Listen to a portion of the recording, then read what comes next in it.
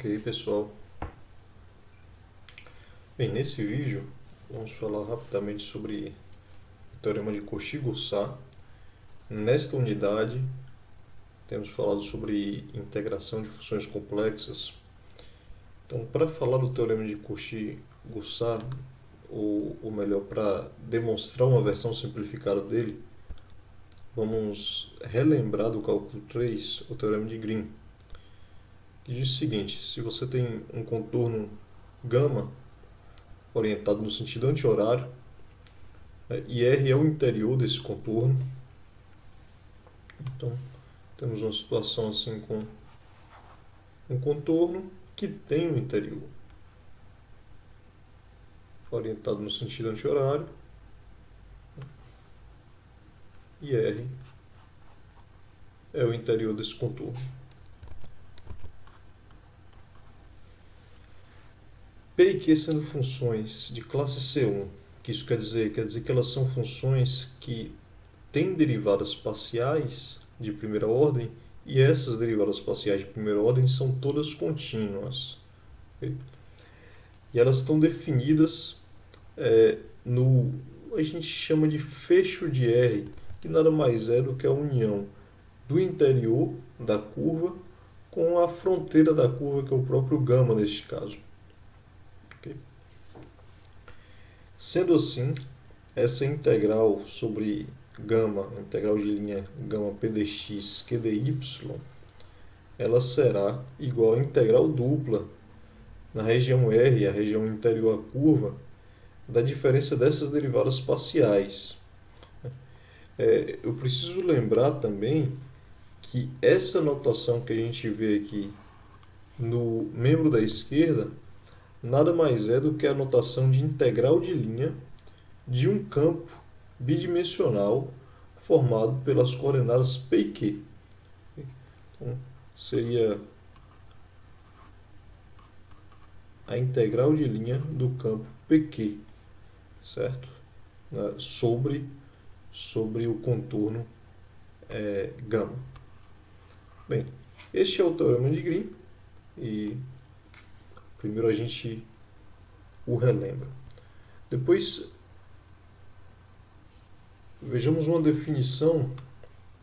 Já vimos o que é o conjunto aberto, já vimos o que é um conjunto conexo.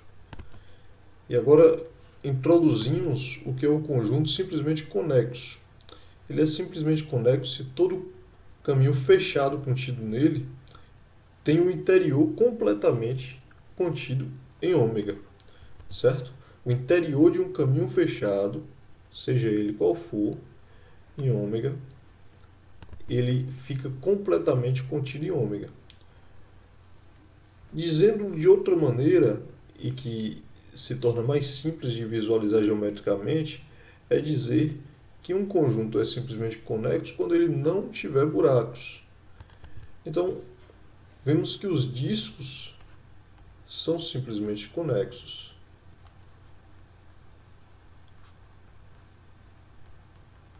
Os discos, tanto abertos quanto fechados. Porém, anéis não são simplesmente conexos.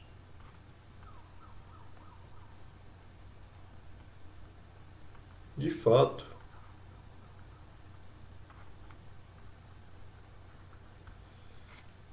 eu posso conseguir uma curva aqui dentro, que pode inclusive ser uma circunferência também, mas não precisa que seja.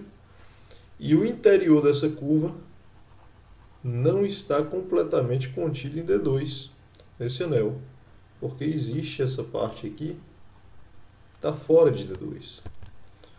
Certo? Então aí está um exemplo de conjuntos simplesmente conexos e outros que não são simplesmente conexos. Bem, com isso a gente enuncia o teorema de Cauchy-Goussat. Vai nos dizer o seguinte: você tem um contorno orientado no sentido anti-horário, R sendo o seu interior. Se esse interior for simplesmente conexo, quer dizer, não tem buracos, e F for uma função analítica em um aberto contendo a fronteira de R, que é o contorno, então a integral de linha de f, a integral sobre a curva, sobre o caminho γ, é identicamente nulo. Bem, a demonstração desse teorema, do jeito que ele está enunciado aqui, não é nada trivial, e eu não vou fazer neste curso de variáveis complexas 1. Vou fazer uma versão particular, cuja demonstração é mais simples, para vocês terem o sabor da demonstração. Eu só vou comentar o seguinte detalhe, que se não fizéssemos a simplificação, se a prova for a geral e não a particular que eu vou fazer aqui, precisaríamos supor que γ primeiro era um triângulo, para depois que mostrar que essa identidade vale para um triângulo, supondo que f é uma função complexa analítica, e a gente conseguiria avançar um pouco mais até mostrar que a igualdade vale para um contorno qualquer que tenha seu interior simplesmente conexo. Então, dada essa observação, novamente, eu não vou fazer a demonstração do Teorema 2, mas de uma versão particular do Teorema 2. E que caso particular é esse? É o caso onde eu suponho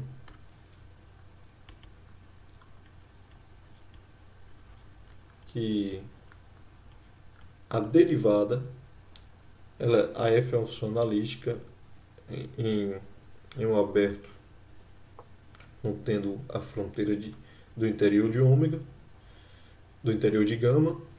Então, f' está definida em todo R.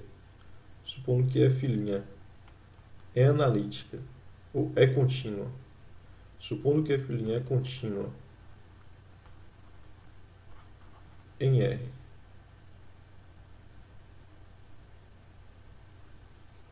Então, se ela é contínua, temos que u e v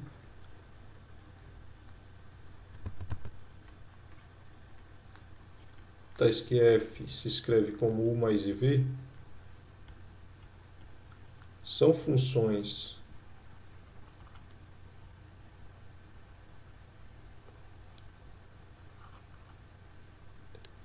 cujas derivadas parciais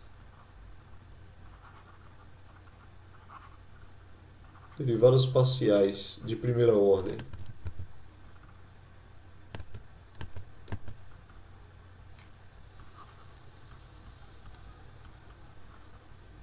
existem, são contínuas.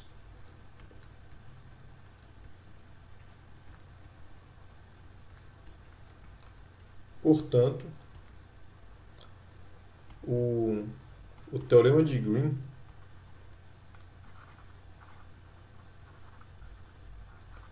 se aplica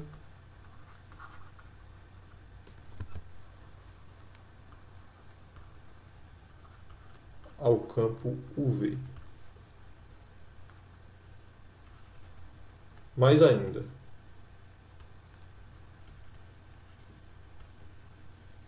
se eu olhar aqui quem é f de z dz, escrevendo f como u mais iv, e além disso, identificando o z com xy,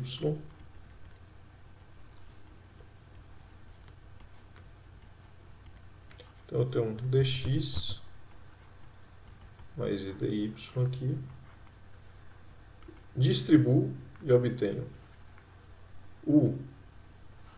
vou omitir os argumentos, tá? Vou colocar só u dx menos v dy mais i, e agora vai ficar u vezes i dy, então é u dy mais v dx.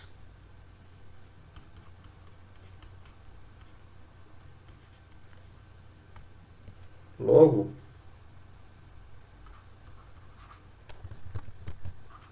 Logo, a integral sobre gama de f de z dz se torna a integral sobre gama de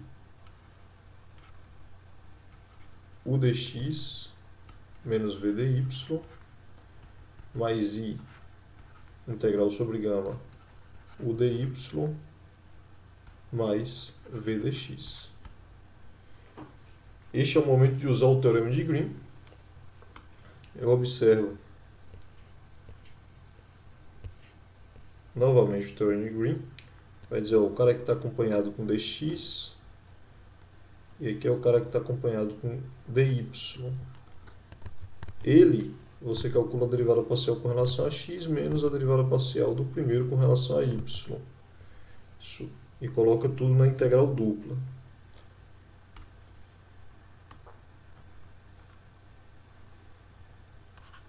Assim, pelo teorema de Green, que já justificamos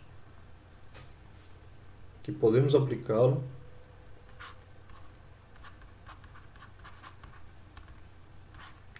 integral dupla sobre R.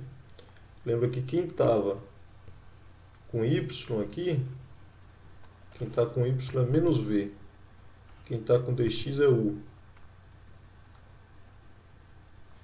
Então vai ficar integral de menos v, de integral dupla da derivada parcial de menos v com relação a x menos a derivada parcial de u com relação a x.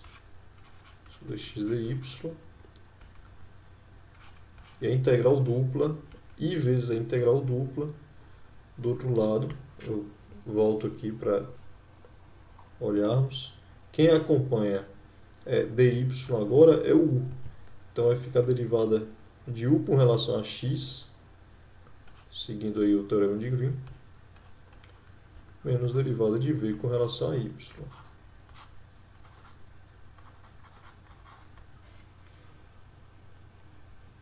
Como f é analítica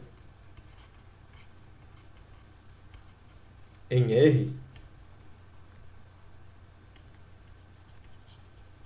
segue das equações de Cauchy-Riemann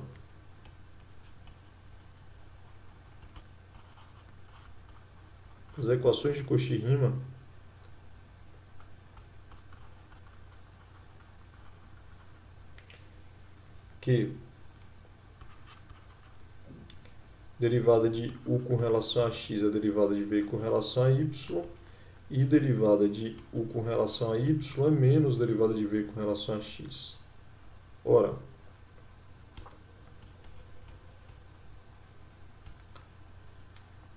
isso faz com que, observe que aqui tem menos derivada de v com relação a x menos derivada de u com relação a x, certo? E aqui eu tenho, desculpa, aqui a derivada de v com relação a y, de u com relação a y, menos derivada de v com relação a x menos derivada de u com relação a y. Então, basicamente, o que eu tenho aqui, se eu subtraio essa igualdade pela derivada de u com relação a y, eu vou ter que menos a derivada de v com relação a x menos a derivada de u com relação a y é zero. Então, isso integrando aqui é nulo.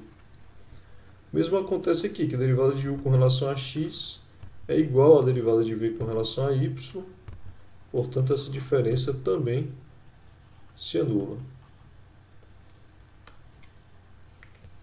Daí, a integral de f de z dz é zero. Com isso, provamos a versão particular do teorema de Cauchy-Goursat. O primeiro exemplo que temos pede para calcular essa integral em um contorno que nem temos a regra dele, temos nenhuma informação a não ser a geométrica. Ora, A função exponencial ela é analítica em todo o plano complexo, em particular no interior desse contorno aqui. E esse contorno, ele é um contorno fechado, cujo interior é simplesmente conexo. Então o teorema de Cauchy-Goursat se aplica naturalmente aqui. Como o interior de gama é simplesmente conexo,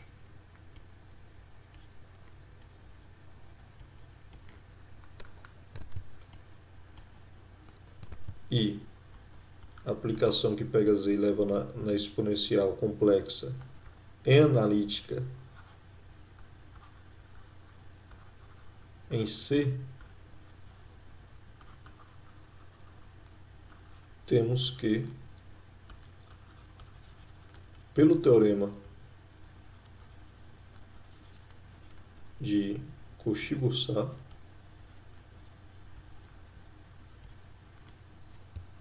a integral de elevado a z sobre esse contorno é zero. Ok? E aqui já nos chama a atenção para um detalhe. Essa integral não dependeu do contorno. Dependeu de uma característica do contorno. Esse contorno poderia ser qualquer coisa, desde que o interior dele fosse simplesmente conexo. É basicamente isso. Você tem a função analítica, nesse caso, em todo plano complexo, e um contorno qualquer que tenha interior simplesmente conexo vai fazer com que a integral dessa função exponencial sobre esse contorno seja zero pelo teorema de Cauchy-Goursat. Exemplo 2 nos pede para calcular uma integral de 1 sobre z menos 2dz sobre esse contorno que é a circunferência unitária centrada na origem. Então, poderíamos fazer isso pela definição. É possível. Porém, podemos simplesmente observar que f de z igual a 1 sobre z menos 2 é analítica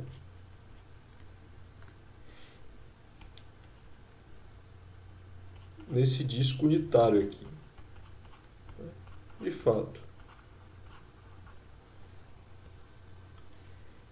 fato, ela é, vou utilizar simplesmente que ela é 1 sobre z menos 2. Z menos 2 é analítica por ser um polinômio, então essa é uma função racional, certo? E que não se anula em 0,1.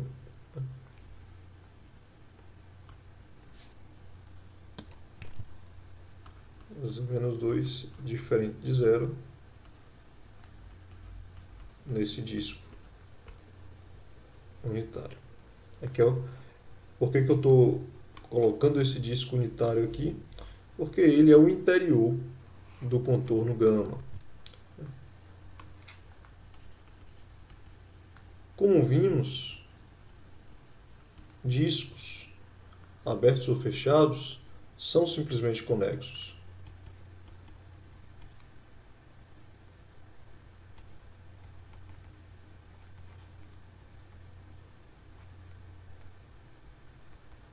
Pelo teorema de Cauchy-Goursat,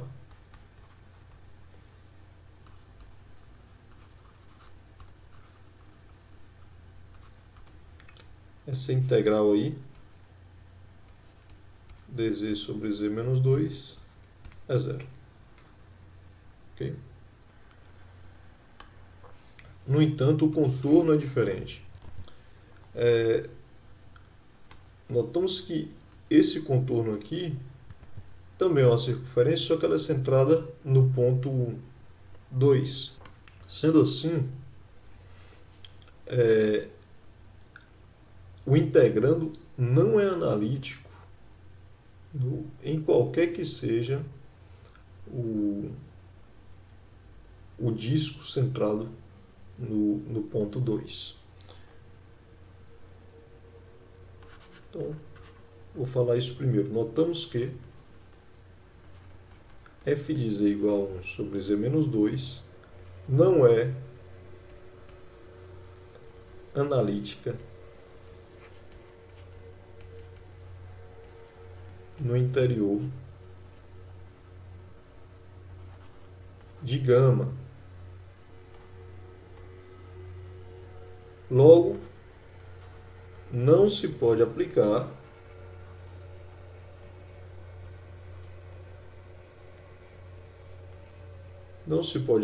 o teorema de Cauchy-Goussat nesse caso.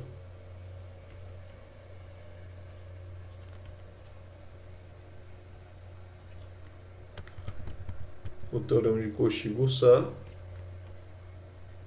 neste caso. Mas, com sorte, temos aqui uma curva simples para calcular a integral. Podemos usar definição. Usando a definição,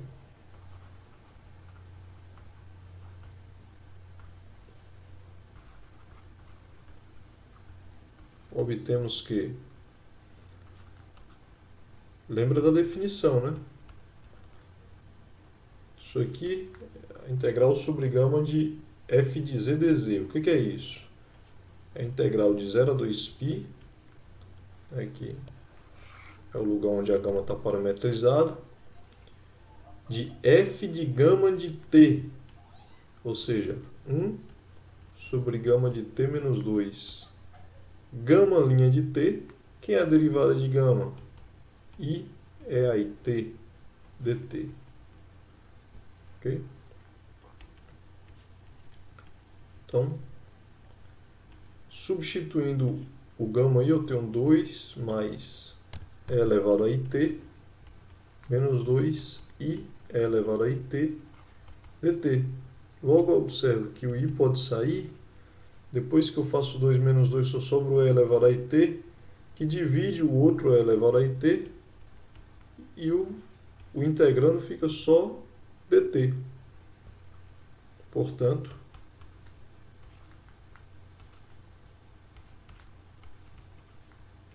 essa integral vale 2πi. Isso é uma integral importante. E eu vou dizer por quê. Uma conta bem parecida, e vocês podem checar, mas geralmente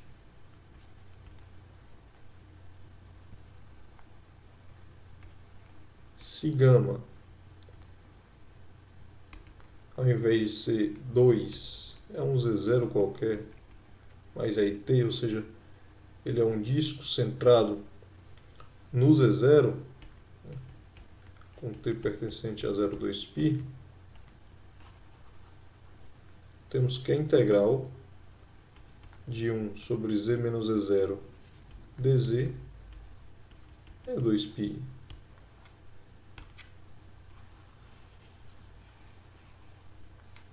Okay. Essa integral simples, mas vai nos servir no futuro para trabalhar em situações onde o domínio não é simplesmente conexo. Podemos ter, agora mais a título de comentário para a próxima aula, podemos ter situações desse tipo, como já vimos, e gostaríamos, esse é a gama, gostaríamos de calcular a integral de f de z dz sobre essa curva gama. Porém, o interior dela não é simplesmente conexo, o que não nos deixa utilizar diretamente o teorema de Cauchy-Goussat. A gente vai ter uma solução para isso, através do teorema de Cauchy, mas isso é assunto para a próxima aula. Por hoje é só.